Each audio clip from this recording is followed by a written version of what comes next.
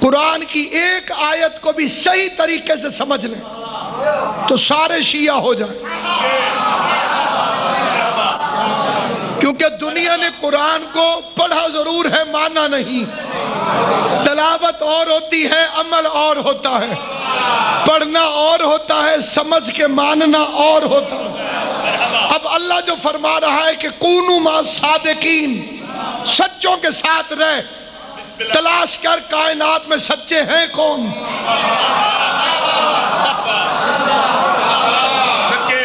توجہ ہے یا نہیں؟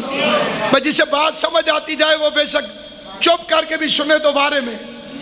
اللہ فرما رہے کونوا مع الصادقین، جو صادقین ہیں ان کے ساتھ رہ. اللہ نے یہ نہیں کہا کہ تو الیکشن سے صادقین بنا. اللہ نے یہ نہیں فرمایا کہ تو ووٹوں سے سچے بناؤ، کیونکہ سچے ووٹوں سے بنتے نہیں، سچے ہوتے ہیں.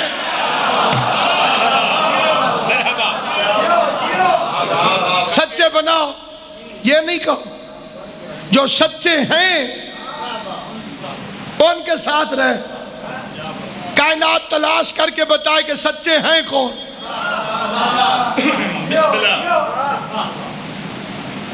ویسے تو کون ہے جو اپنے پیر کو جھوٹا کہے؟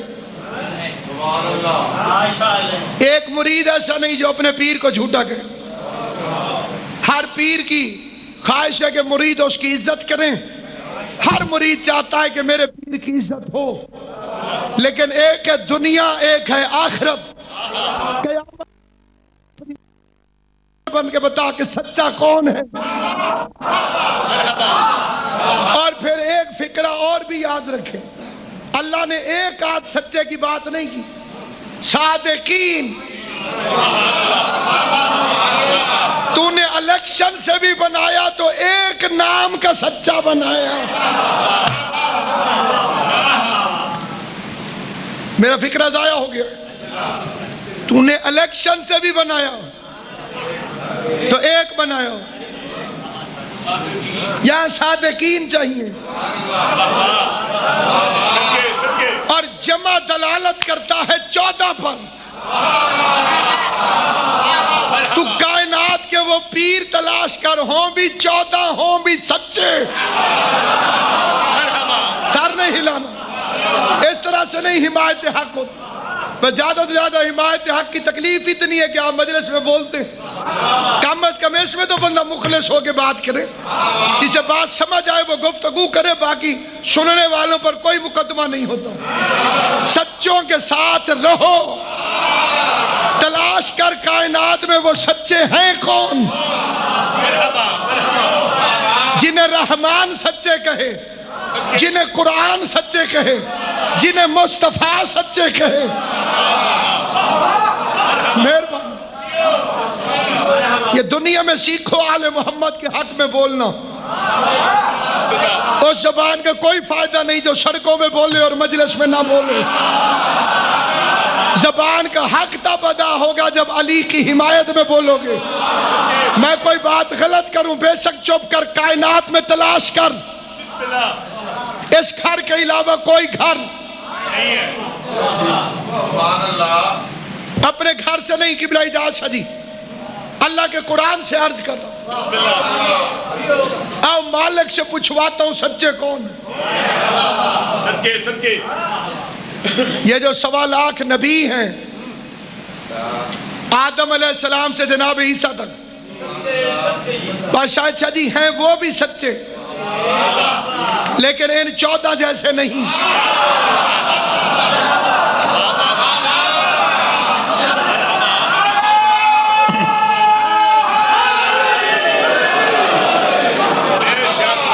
یہ جو 1.25 لاکھ انبیاء ہیں حضرت آدم سے جناب عیسیٰ تک، یہ بھی سچے ہیں.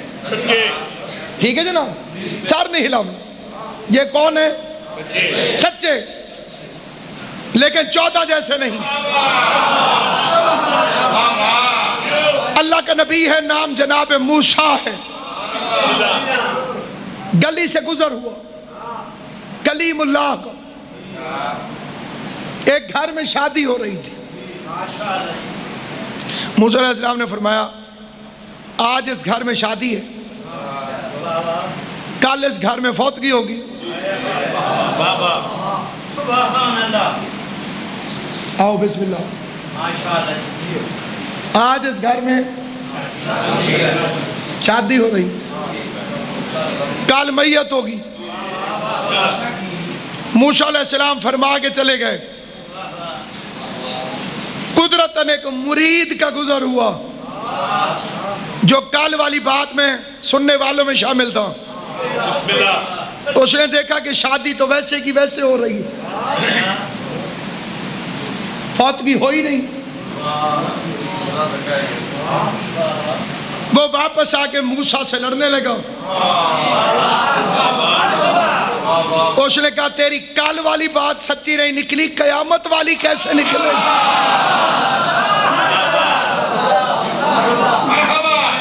تو صحیح ذرا توڑ دے، تیرے آسرے پہ ہم اعمال کر رہے ہیں، میں اگلے جہان جنت ملے گی، 24 گھنٹے والی بات تو تیری ٹھیک نکلی نہیں، اگلے جہان والی کا کیا ہوگا؟ موسیٰ پریشان ہو گئے، رحمان سے رابطہ کیا، کوہ طور پر تشریف لے گئے، کوہ طور پر جا کے خداوند کریم سے پوچھا، خدا نے جواب دیا، موسیٰ واپس آئے، اس گھر میں داخل ہوئے، دلہن کو اٹھایا، فرمایا اس کا بستر لپیٹو، انہوں نے بستر لپیٹا، بستر کے نیچے سے سانپ نکلا، موسیٰ نے اس سانپ کو مارا، سانپ مر گیا تو موسیٰ نے فرمایا اس سانپ نے اس عورت کو ڈسنا تھا اور اس کی میت واقع ہونی تھی، لیکن اس نے کوئی اچھا عمل کیا ہے۔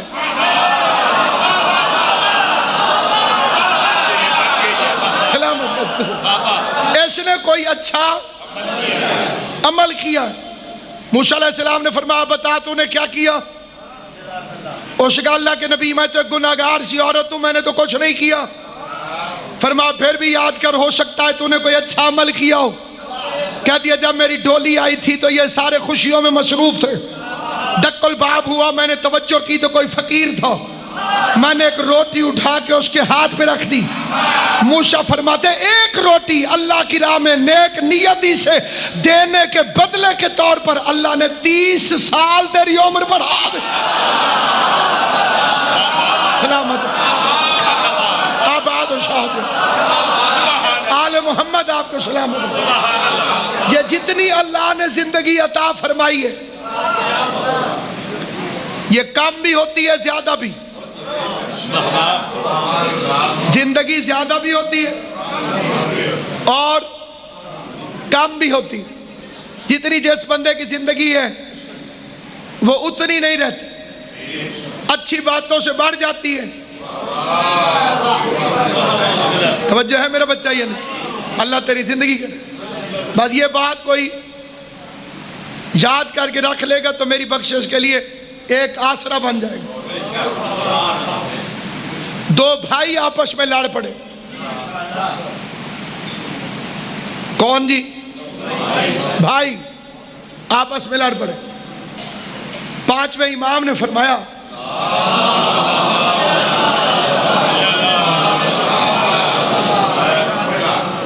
کہ اس لڑائی کی وجہ سے اللہ نے تم دونوں کی عمریں کم کر دی۔ ایک ہوتا ہے ظاہر، ایک ہوتا ہے باطن۔ قبلہ کعبہ مخدوم صاحب کی آمد پہ ایک مل کے باواز بلند صلوات آل محمد پہ بھیج دے۔ عزت مآب قبلہ مخدوم تقی شاہ صاحب۔ سامعین گرامی، موسیٰ نے سچ بولا تھا، جنہیں پچھلی بات یاد ہے، موسیٰ علیہ السلام نے سچ بولا تھا لیکن ہوا ویسے نہیں۔ آل محمد آپ کو اجر عطا فرمائے، کیونکہ آل محمد کے فضائل پہ خوش ہونا بھی نصیب سے نصیب ہوتا ہے۔ ہر بندے کا کام ہی نہیں کہ علی کے گھر کے فضائل پہ خوش ہو، یہ خوشیاں بھی نصیب والوں کو ملتی.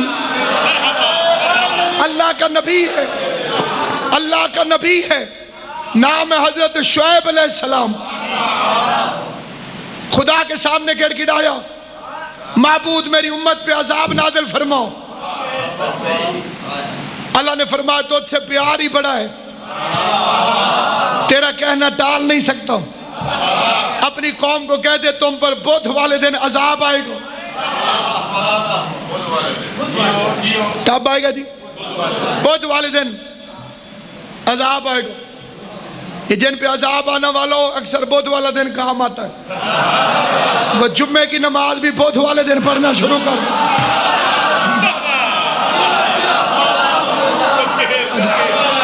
عذاب جو آئے گا بدھ والے دن. شعیب نبی یہ فرما کے چلا گیا. قوم کہنے لگی کہ بدھ تک چیک کر کے دیکھ لیتے کہ عذاب آتا ہے کہ نہیں. بدھ والا دن آیا, صبح ہوئی لیکن بڑی عجیب و غریب منحوس قسم. سورج نکلا لیکن کالا کالا, آسمان پہ کالے رنگ کے بادل. قوم کے فاسق فاجر اکٹھے ہوئے. انہوں نے کہا شعیب سچا ہے, عذاب کے تو آثار بن رہے ہیں. انہوں نے کہا کیا کریں؟ انہوں نے کہا شعیب تو یہاں پہ ہے نہیں, اس کا اللہ ہے. سلامت رہو. شعیب تو یہاں پہ ہے نہیں, البتہ اس کا اللہ ہے. آؤ مل کے اس کے اللہ سے معافی مانگیں, ہو سکتا ہے ہمیں معاف کر دے. شعیب کی قوم نے معافی مانگنا شروع کی. اللہ کو ان کے معافی مانگنے کی ادا اتنی پسند آئی, وہ معاف کرتا گیا, عذاب ٹلتا گیا. شعیب سچا تھا لیکن جو کہا وہ ہوا نہیں. سلامت ہو. حضرت شعیب سچا تھا لیکن جو شعیب علیہ السلام نے فرمایا ویسا ہوا نہیں. جو شعیب علیہ السلام نے فرمایا ویسا ہوا نہیں. جو شعیب علیہ السلام نے فرمایا ویسا ہوا نہیں. اور جو صادقین ہیں ان کی شان یہ ہے, عید والے دن حسن حسین نے اپنی اماں سے پوچھا ہمارے کپڑے کہاں ہیں؟ زہرا نے فرمایا درزی کے پاس. سلامت رہو آپ. میری بی بی نے فرمایا درزی کے پاس, میری بی بی نے فرمایا درزی کے پاس, میری شہزادی نے فرمایا درزی کے پاس. حالانکہ بی بی نے کپڑے درزی کو سلنے کے لیے نہیں دیے تھے. ادھر زہرا کے منہ سے نکلا آواز قدرت رضوان جنت, جلدی جلدی درزی بن ضمیر پہ جا.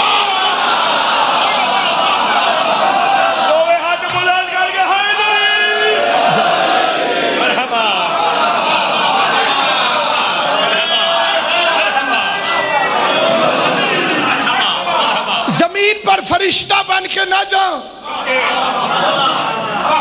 بلکہ جا کے گئے انا خیات الحسنین.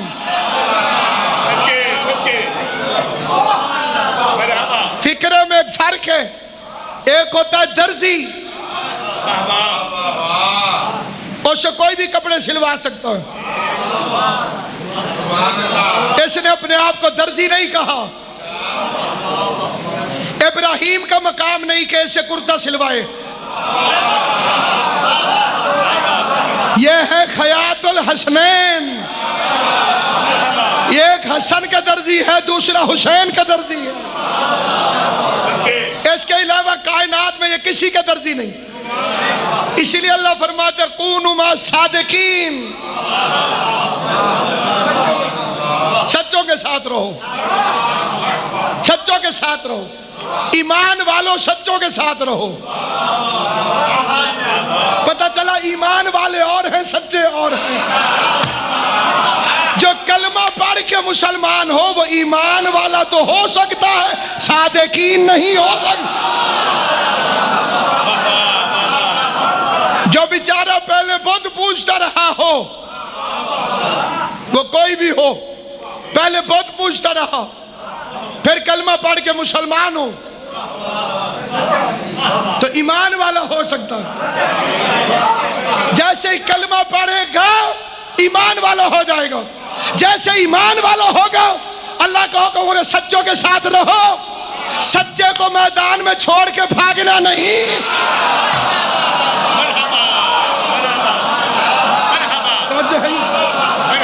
کبھی سچے کو میدان میں اکیلا نہ چھوڑنا. باقیوں کو چھوڑو, رسول تو سچا ہے. تو جو رسول کے ساتھ ہی نہیں رہا وہ تو ایمان والا ہی نہیں. نہیں میں سمجھا نہیں سکا, پھر توجہ. ایمان والوں کو حکم ہے کہ سچوں کے ساتھ رہو. اگر کوئی سچوں کے ساتھ نہ رہے تو وہ ایمان والا نہیں. بے شک چپ کر کے دل میں جواب دینا, لیکن نبی تو سچا ہے. تو جو نبی کو چھوڑ جائے وہ بیچارہ خود مومن نہیں تو امیر المومنین کیسے ہوگا؟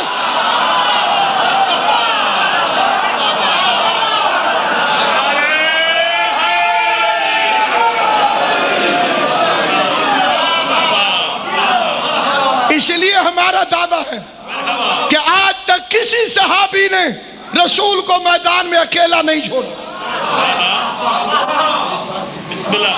ہم اسے شیطان سمجھتے ہیں کہ جو یہ کہے کہ صحابی رسول کو چھوڑ کر چلے.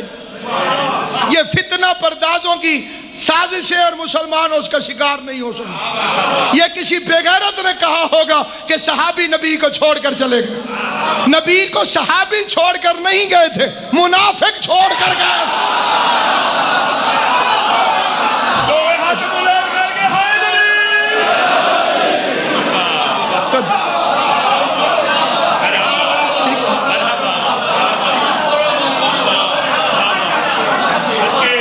صحابہ کرام کی یہ شان نہیں ہے. صحابہ کی شان تو یہ ہے کہ عرش پر ہوں تو ستارے ہیں, زمین پر ہوں تو ہدایت کے مینارے ہیں, قرآن کے ساتھ ہوں تو قرآن کے پارے ہیں, اور جو محمد کو چھوڑ کر نہ گئے وہ سارے ہمارے ہیں. اللہ تو بتا, جب تو نے حکم دیا کہ وَكُونُوا مَعَ الصَّادِقِينَ, سچوں کے ساتھ رہو, اب مالک تو بتا کہ سچے کون ہیں.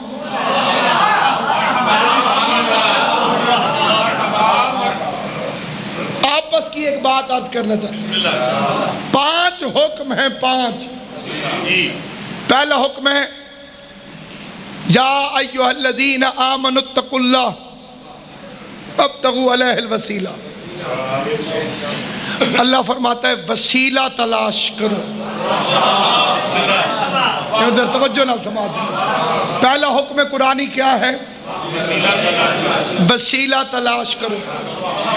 دوسرا حکم ہے کہ سچوں کے ساتھ رہو. ایک دفعہ پھر سماعت فرمائیں. پہلا حکم ہے کہ اس کی بارگاہ میں وسیلہ تلاش کرو. دوسرا حکم ہے کہ سچوں کے ساتھ رہو. تیسرا حکم ہے کہ اطیعوا اللہ و اطیعوا الرسول و اولی الامر منکم, اولی الامر کی اطاعت کرو.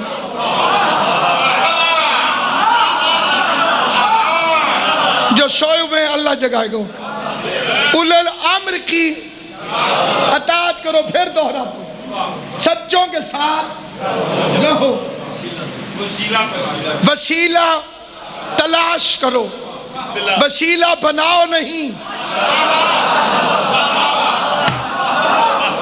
تمہیں وسیلہ بنانے کا حکم نہیں, کیونکہ تم نے وسیلہ بنایا تو اس کی جنس ناقص ہوگی. پانی گرم کرنے کے لیے 2 چیزوں کا ہونا ضروری ہے, ایک پانی, دوسرا آگ. درمیان میں وسیلہ ضروری ہے. اگر ڈائریکٹ ملاؤ گے تو آگ بجھ جائے گی, پھر پانی گرم نہیں ہوگا. اس کے لیے ضرورت ہے درمیان میں کوئی برتن ہو جو وسیلہ بن جائے. اور یہ فکرہ سن کر کوئی برتن کی جگہ پر پلاسٹک کا ڈبہ لے آئے, اس میں پانی ڈالے اور پلاسٹک کو آگ پہ رکھ دے, نہ وسیلہ رہے گا نہ اصل. اللہ سے معافی چاہتا ہے تو جھوٹے وسیلے تلاش نہ کر. وسیلہ وہ ہونا چاہیے جس کی جنس ناقص نہ ہو. اگر جنس ناقص ہوئی تو وہ خود ہی وسیلہ ٹھیک نہیں. وسیلہ تلاش کرو، سچوں کے ساتھ رہو، اولو الامر کی بولو اطاعت کرو. اور نبی فرماتے ہیں کشتی پر بیٹھ جاؤ. مثل اہل بیت کمثل سفینۃ نوح، میرے اہل بیت کی مثال کشتی نوح کی طرح ہے. میرے اہل بیت کی مثال کس کی طرح؟ اور کشتی نوح کس لکڑی سے بنی تھی؟ کھجور کی لکڑی. اور کھجور کی لکڑی تیرتی نہیں.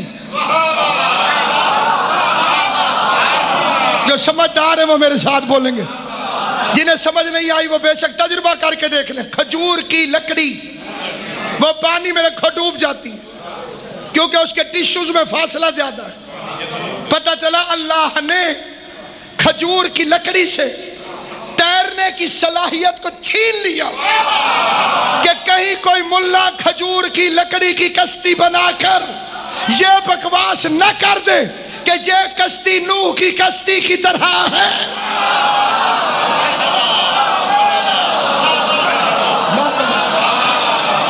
بندے کہہ سکتے تھے، بندے کہہ سکتے تھے کہ یہ کشتی نوح کی کشتی کی طرح.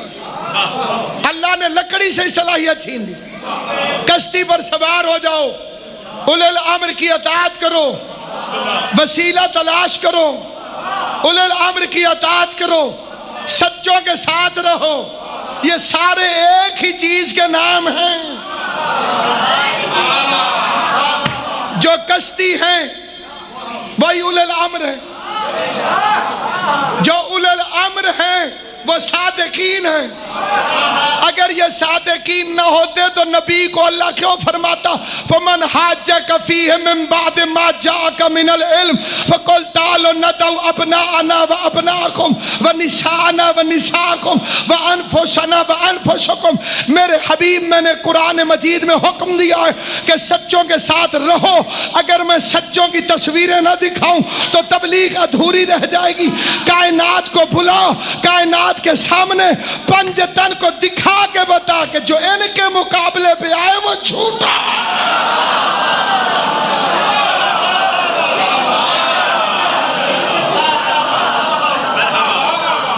جو ہستیاں کائنات میں سچی ہیں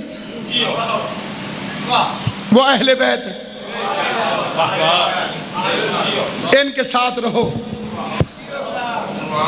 میرے چوتھے امام کی ایک حدیث ہے،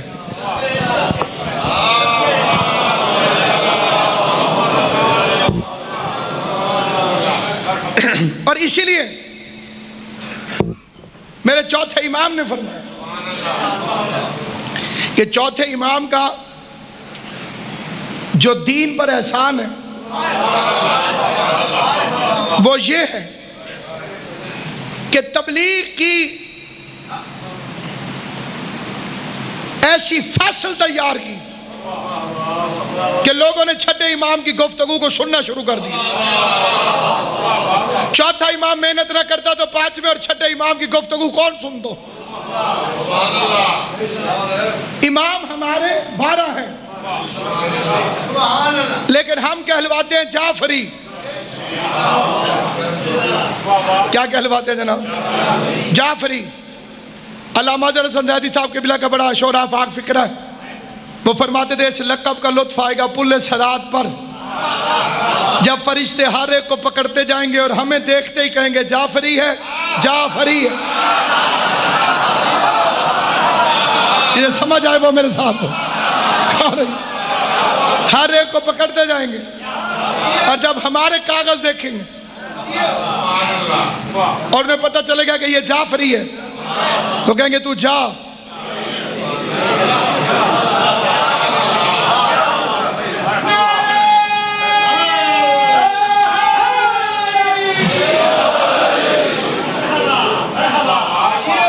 کبھی آپ نے سوچا کہ ہمارے ہمارا تعارف ہمارے چھٹے امام سے کیوں ہے؟ یہ تو کمال ہے میرے مولا کو کہ اس نے نانا کے دین کو اپنے نام رجسٹری کروا لیا۔ آل محمد آپ کو سلام علیکم۔ اور ایک لفظ عرض کرتا ہوں اپنے قبلہ و کعبہ مخدوم نزاکت حسین شاہ صاحب کی موجودگی میں، یہ جو لفظ استعمال ہوتا ہے فقہ جعفری، یہ لفظ غلط ہے۔ بڑی توجہ تے غور نال یہ جو لفظ استعمال ہوتا ہے فقہ جعفری، یہ لوگوں نے دنیا کی دیکھا دیکھی شروع کیا۔ امام کی فقہ نہیں ہوتی، امام کا مذہب ہوتا ہے، فقہ مجتہد کی ہوتی ہے۔ توجہ ہے یہ نہیں؟ میں پوری ذمہ داری سے یہ فکر عرض کرتا، فقہ مجتہد کی ہوتی ہے۔ فقہ خمینی، فقہ سیستانی، فقہ شیرازی، اس طرح کا لفظ درست ہے۔ یہ ہے مذہب جعفری، دین اسلام ہے، مذہب جعفری ہے۔ کیونکہ ہمارے امام کو تبلیغ کا موقع ملا، جتنا مولا کو ملا اتنا کسی اور کو موقع نہیں ملا، کیونکہ بنی امیہ جا رہے تھے اور بنی عباس آ رہے تھے، اقتدار کی کشمکش میں بادشاہ پھنسے ہوئے تھے اور 4000 طالب علموں کو محمد کا بیٹا مذہب سکھا رہا تھا۔ آل محمد آپ کو سلامت ہوں۔ جس بندے کو یہ فکرہ سمجھ آئے گا، میں اس بندے کو دعا گو بھی ہوں، دعا کا طالب بھی ہوں، لیکن فکرے پر توجہ چاہتا ہوں۔ کبھی آپ نے عدالتوں میں جج دیکھے وہ کالی عبا پہن کے بیٹھتے ہیں؟ توجہ ہے یا نہیں؟ کبھی آپ نے ڈاکٹر دیکھے وہ سفید عبا پہن کے پھرتے ہیں؟ جسے یاد آتا جائے وہ فکرے پہ توجہ فرمائے۔ شاید جب ڈگری ملنے لگتی ہے یونیورسٹیوں میں، تو یونیورسٹیوں میں طالب علم کا مذہب کوئی بھی ہو، سر پہ کالا امامہ اور کندھے پہ کالی عبا، کیونکہ علم کی نشانی آل محمد کا لباس۔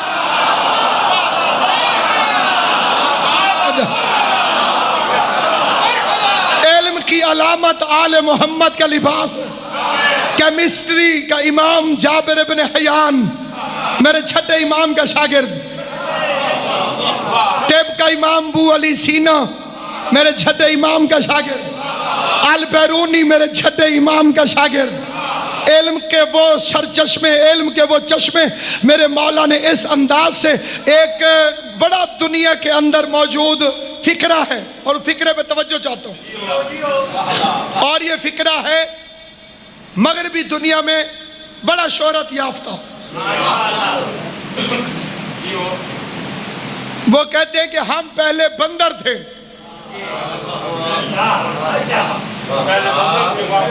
یہ ڈارون کی تھیوری ہے کہ ہم جتنے انسان ہیں پہلے بندر تھے۔ کئی مولویوں کو دیکھ کے یہ بات ٹھیک لگتی ہے،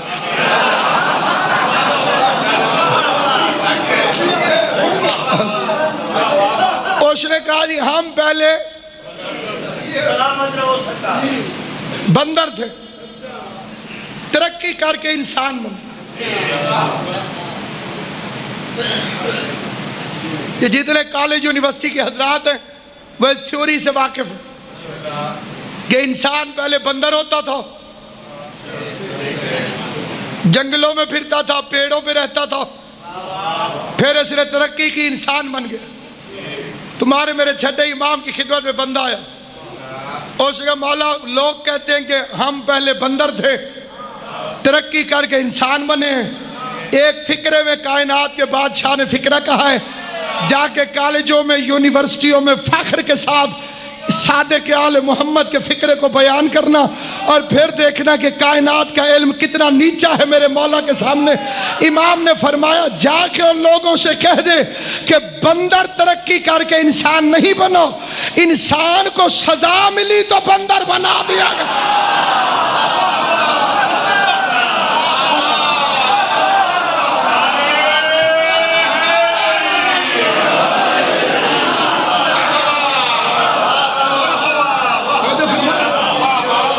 بات سمجھ آ رہی ہے یا نہیں نہ رہا کہ بندر ترقی کر کے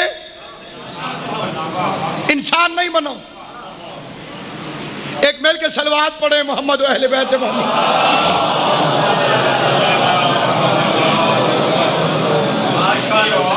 بسم اللہ. بندر ترقی کر کے امام نے فرمایا انسان نہیں بنا. انسان کی تنزلی کا نام بندر ہے. ایک قوم تھی جو نقلیں اتارتی تھی نبیوں کی. جیسے نبی نے چلنا پیچھے ویسے نقلیں اتار کے چلنا. اللہ نے بندر بنا دی. توجہ ہے یا نہیں؟ اس لیے سامعین گرامی علم علی کا بھی وہی، حسن کا بھی وہی، حسین کا بھی وہی، لیکن جس کو تبلیغ کے مواقع ملے زیادہ، سب سے طویل العمر امام صادق 65 سال عمر مبارک ہے میرے مولا کی. اور بڑا لطف آتا ہے اس وقت. موجودہ مولوی تو باتیں چھپا گئے لیکن کتابوں میں تو ابھی لکھی ہوئی ہیں. ملا علی متقی ہندی کاری نے اپنی کتاب میں 24 اماموں کے نام لکھے. کتنے جی؟ 12 ہمارے، 12 کسی اور کے. ہمارے اس لیے کہ ہم اس کو لکھا کہ یہ 12 شیعوں کے. اس میں پہلا علی، آخری مہدی، اور چھٹے کا نام لکھا جعفر الصادق. اپنے پاس اس نے جو بھی ترتیب لکھی، چھٹے کا نام لکھا یزید. میں منبر رسول سے مجلس حسین میں ہر غیرت مند کو دعوت دیتا ہوں کہ اگر شیعوں کا مقابلہ کرنا ہے تو کھول کے کر. جیسے ہم نے اپنا تعارف اپنے چھٹے امام سے کرایا ہے، جرات کر کے تو بھی اپنا تعارف اپنے چھٹے ہوئے امام سے کرا.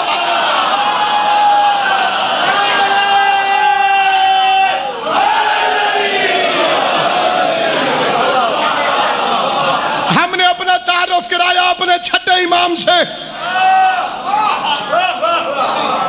تیری جرات ہے تو اپنے چھٹے ہوئے کا نام بتاؤ.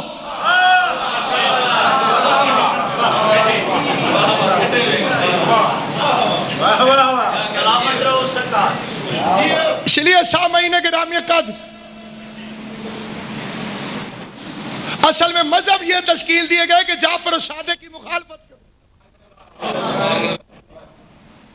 ایک بندے نے آگے پوچھا کہ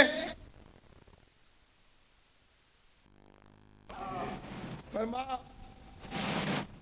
اس لاٹھی کو لے کے میرا نانا اسی طرح کھڑا ہوتا. ادھر توجہ میری، پریشان ہو کر نہیں، توجہ کر کے سنو. اس لاٹھی کو اسی طرح سے لے کر میرا نانا محمد مصطفیٰ کھڑا ہوتا تھا. اگلا فکرہ سمجھ جائیں گے تو ذہنیت مذہب سمجھ جائیں گے. اس نے فوراً لکڑی کو چومنا شروع کر دیا. فوراً لکڑی کو چومنا شروع کر دیا. امام چھڑی ہٹا کے کہتے تیری عقل پہ حیف ہے، لکڑی کو چومتا اور محمد کے جسم کو نہیں چومتا.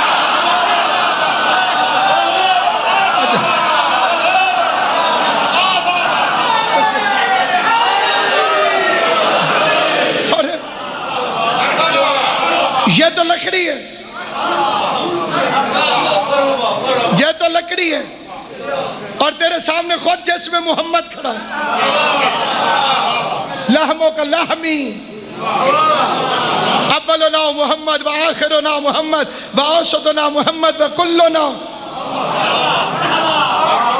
میری اطاعت نہیں کرتا، میرے پیچھے نہیں چلتا، میری بات کو نہیں سنتا.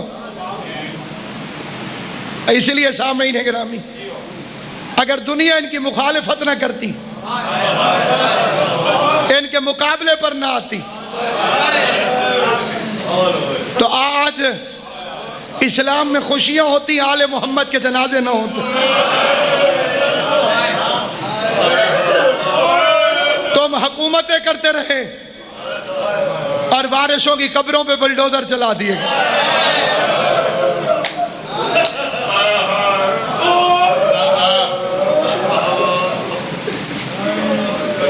امام کے ذکر میں مصائب کا حصہ نسیم بلوچ صاحب اللہ ان کی توفیقات میں اضافہ کرے، آپ کے سامنے بیان فرمائیں گے اور امام کا جنازہ بیان فرمائیں گے، امام کا جنازہ برآمد ہوگا۔ عزاداران امام مظلوم، یہ ایک ایسا اور بعد میں ماتمداری بھی ہوگی۔ سارے مجمع سے التماس کرتا ہوں کہ ضرور تابوت کو کندھا دے کر حسین کے اس ماتمی کا جنازہ اٹھاؤں۔ جس طرح نانے کے دین کی تبلیغ کی، اسی طرح سے حسین کے مصائب کی تبلیغ کی۔ اتنا روتا تھا میرا امام، عید والے دن کالے کپڑے پہنتا تھا۔ پوری ذمہ داری سے میں یہ فکر عرض کر رہا ہوں، عید والے دن میرا چھٹا امام کالا لباس پہنتا تھا۔ راوی کہتا ہے میں مبارکباد دینے کے لیے مدینے گیا، پہلے رسول کی قبر پہ آیا۔ عید والا دن ہر بندے نے خوشبو لگائی ہوئی، اچھے لباس پہنے ہوئے۔ کہتے میں نے نبی کی قبر پہ 2 رکعت نماز پڑھی، پھر میں اپنے امام کو مبارکباد دینے گیا۔ میں نے دروازے پہ دستک دی، اندر سے میرا چھٹا امام کالے کپڑے پہن کے باہر آیا۔ میں نے قدموں پہ ہاتھ رکھ کے کہا مولا لوگ کیا کہیں گے، عید والے دن بھی کالے کپڑے۔ سید اتنا رویا کہ داڑھی آنسوؤں سے بھیگ گئی، رو کے فرماتے ان لوگوں نے ہمیں کون سی عید منانے دی؟ ان مسلمانوں سے پوچھ انہوں نے ہمیں کون سی عید منانے دی؟ ایک عید سے 9 دن پہلے زینب اپنے باپ کا امامہ اٹھا کے مٹی پر بیٹھ کر روتی رہی۔ دوسری عید پہ دریا کا کنارہ، مسلم کے یتیم بچے ظالم کے آگے ہاتھ جوڑ جوڑ کے رو رو کے کہتے تھے بازار میں بیچ دے، یوسف سے تھوڑی قیمت میں نہیں بیچ۔ اجرکم علی اللہ جعلکم اللہ من الباقین۔ اللہ میرا تمہارا شمار رونے اور رلانے والوں میں کرے۔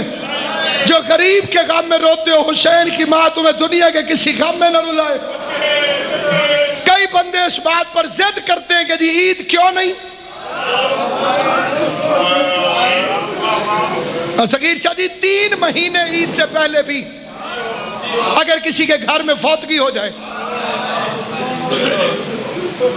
انہیں عید مبارک کہو، وہ کہتے ہیں ہم نے یہ عید نہیں منائی،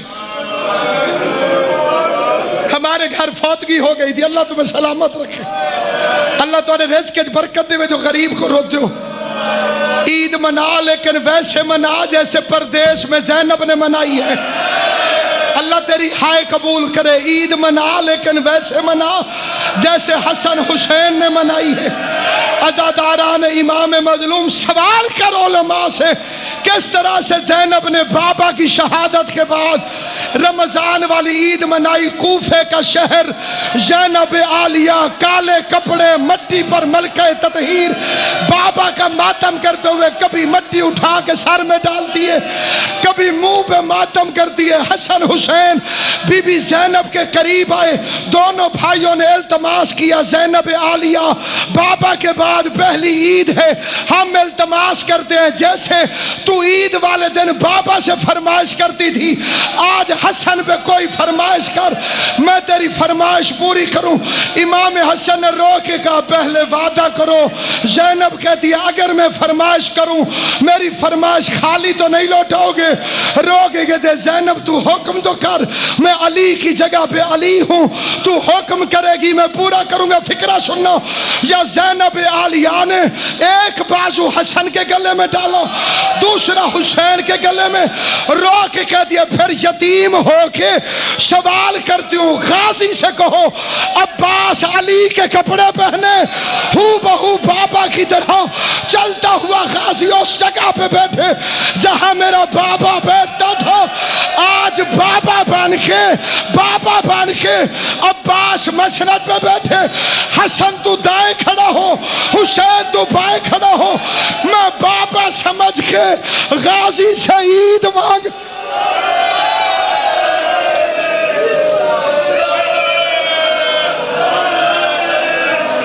اجرکم علی اللہ۔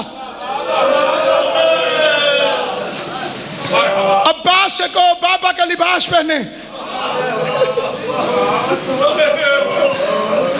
غازی بابا کے کپڑے پہنے، عباس ایسے ہی غازی نہیں، بڑے امتحان ہیں عباس کے، جتنے امتحان غازی نے دیے اتنے کسی غیر امام نے نہیں دیے۔ اجاز شادی بچے کو پتا ہے کہ علی نے قاتل کو شربت پلایا، سنی شیعہ کو پتا ہے کہ علی نے قاتل کو شربت پلایا، اپنے پرائے کو پتا ہے کہ علی نے قاتل کو شربت پلایا، چھوٹے بڑے کو پتا ہے کہ علی نے اپنے قاتل کو شربت پلایا۔ کیوں پلایا؟ ذرا مار کے دوڑ گیا تھا، صحابہ نے پکڑا تھا اسے گلی میں سے، دوڑا کیوں تھا؟ علی کے بیٹوں کے ڈر سے کہ کوئی علی کا بیٹا مجھ سے بدلہ نہ لے لے، جس کے بیٹے موجود ہوں اس کا قاتل بھاگ جاتا ہے، اور جس کے بیٹے مارے جائیں اس کا قاتل اس کے مقتل میں پھرتا رہتا ہے۔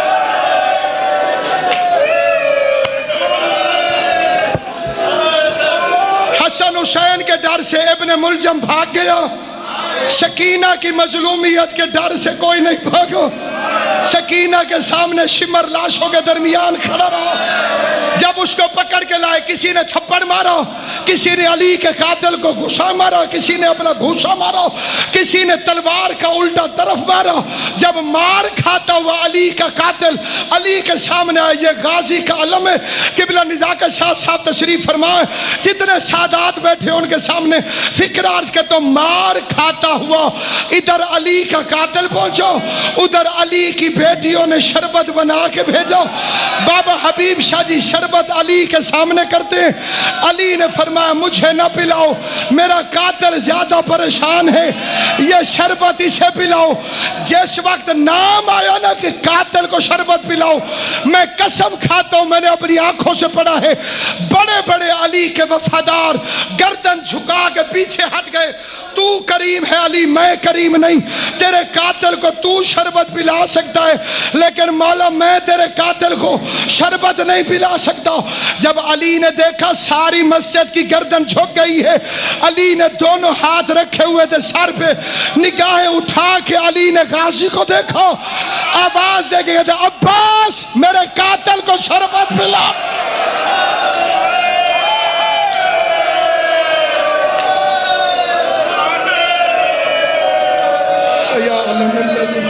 عباس آخری فکر ہے میرے قاتل کو شربت پلاؤ۔ 2 دن چھپ چھپ کے باپ کو دیکھتی رہی،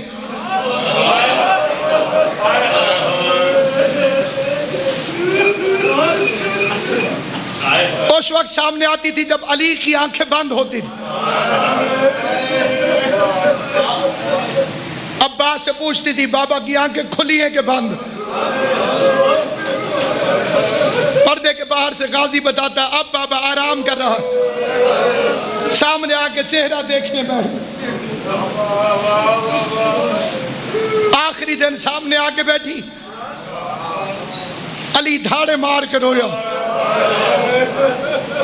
گفتگو میری تمام ہو گئی، میں قبلہ کو منبر دے رہا ہوں، علی دھاڑے مار کے رویا، پہلی دفعہ باپ کے سر پہ ہاتھ رکھو، رو کے کہتی ہے بابا زخم میں درد ہے؟